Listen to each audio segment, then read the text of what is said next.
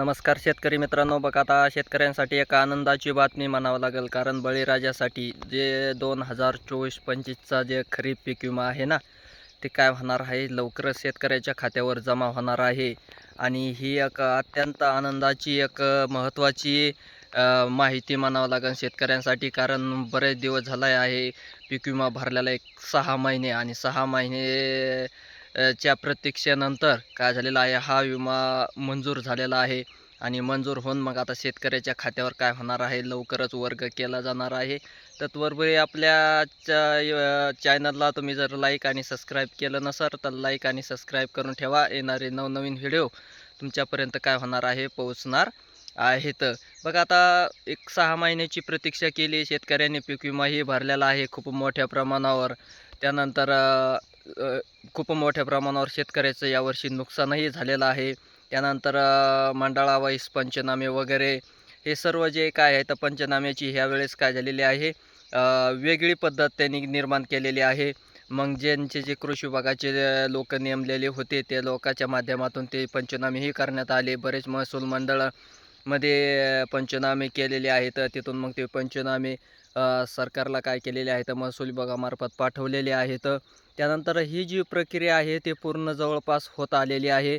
आणि पीक विमा मिळण्याची जी संधी आहे ती फार अंतिम टप्प्यात आलेली आहे. आणि लवकरच हा जो 2024-25चा जो रब्बी पीक विमा आहे ना, तो शेतकऱ्यांना मिळणार आहे. कारण शेतकऱ्यांना एक प्रतीक्षा लागलेली आहे की यावर्षी तर खूप पूर परिस्थिती, अतिवृष्टी, नुकसान भरपाई, म्हणजे नुकसानीने काय झालेलं आहे, खूप शेतकरी त्रस्त झालेला आहे.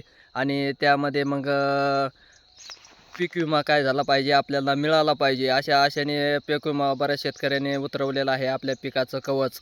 आणि तो अंतिम टप्प्यात येऊन आता लवकरच शेतकऱ्याच्या खात्यावर काय झाला जाणार आहे, वर्ग केला जाणार आहे. मग बरेच पिकं आहेत, त्यामध्ये मग तुमचे तूर असेल, मूग असेल, त्यानंतर कापूस असेल, सोयाबीन असेल, ह्या सर्व पिकाचे जे आहेत ते टप्प्याटप्प्याने काय होणार आहे, तर शेतकऱ्याच्या खात्यावर पीक विमा वर्ग केला जाणार आहे. एकत्रित पिकं सर्वच पिकं जी आहेत त्यांना सर्वच पिकाचा पीक विमा मंजूर झालेला आहे, पण एकत्रित शेतकऱ्यांच्या खात्यावर पडणार नाही. तो टप्प्याटप्प्याने एक 8-10 दिवसाच्या आतमध्ये सर्वच पिकाचा पीक विमा जो आहे तो शेतकऱ्यांच्या खात्यावर पडणार आहे. त्याची तारीख पण आहे दिलेली आहे की तर 16 मार्च नंतर हा जो पिकाचा पीक विमा आहे ना, ज्या शेतकऱ्यांनी उतरवला आहे महाराष्ट्रामधील सर्वच शेतकऱ्यांनी, तर त्या सर्वच शेतकऱ्यांच्या खात्यावर काय झाला जाणार आहे, हा पीक विमा 2024-25चा खरीप शेतकऱ्याच्या खात्यावर वर्ग केला जाणार आहे. आणखीन थोडंसं दिवस थांबायचे आहे, एक 5-6 दिवस. त्यानंतर 16 मार्चनंतर बऱ्याच शेतकऱ्यांचे जे पीक विमा भरलेले आहेत तर त्यांचे पंचनामे झालेले आहेत काही भागामध्ये. आणि अशाच शेतकऱ्यांच्या खात्यावरच फक्त पीक विमा मिळणार आहे. ज्या शेतकऱ्यांनी आपल्या पिकाचा पीक विमा उतरवलेला नाही वगैरे, अशा शेतकऱ्यांना मिळणार नाही. आणि पीक विमा उतरून परत ज्या शेतकऱ्यांनी ई पीक पाहणी केलेली आहे अशा शेतकऱ्यांना पीक विमा काय होणार आहे, मिळणार आहे. कारण शासनाच्या तर्फे वेळोवेळी सांगितलं जात होतं आपल्या पिकाची ई पीक पाणी करणं बंधनकारक आहे.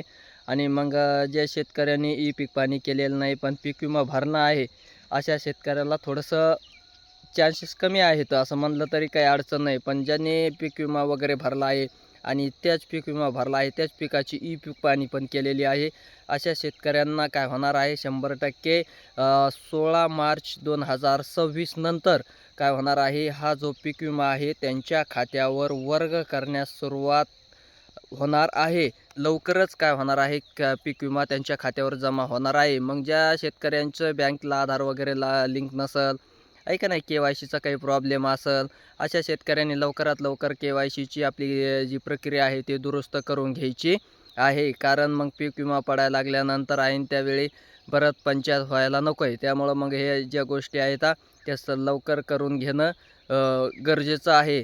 मग ज्या शेतकऱ्यांनी आणखीन अद्याप त्याकडे दुर्लक्ष केलेलं आहे, अशा शेतकऱ्यांनी ते आपलं बँकेचं हे जे आहे KYCची प्रक्रिया ती दुरुस्त करून घेणं महत्त्वाचं आहे. कारण पीक विमा हा महाडीबीटी थ्रू काय केला जातो, डायरेक्ट ट्रान्सफर केला जातो.